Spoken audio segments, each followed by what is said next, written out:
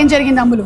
వేలెందుకు నరికావు? ఆడవారందరినీ ఒక వైపుకి రమ్మన్నారు. లోపలికి పంపే నెపంతో నా ముందున్న మహిళ చీరను లాగాడు. చీర నచ్చిందని లాగాను. ఏం చీరది? అంత బాగుంటుందా? కంచిపట్టు బనారస్ శారీస్ అంట మహారాణి గారు. వారాహి సిల్క్స్ నుంచి తీసుకొచ్చారంట. తర్వాత ఏం జరిగింది? మళ్ళీ ఇంకో మహిళ చీరను కూడా లాగాడు. ఆ చీర కూడా నచ్చింది. అదేం చీర? అది కూడా వారాహి సిల్క్స్ లో తీసుకొచ్చింది. గద్వాల్ పట్టు చీర. ఈసారి నా చీర కూడా లాగబోయాడు. వేళ్ళు నరికేశా. అది కూడా వారాహి సిల్క్స్ చీరేనా? అవును మహారాణి గారు. అంతెందుకు, ఆ చీర చూడండి ఎంత బాగుందో. ఇప్పుడు మీరు కట్టుకున్న చీర కూడా కనకాల మహారాజు గారు వివాహ సందర్భంగా బహుమతిగా మీకు తీసుకొచ్చిన చీర.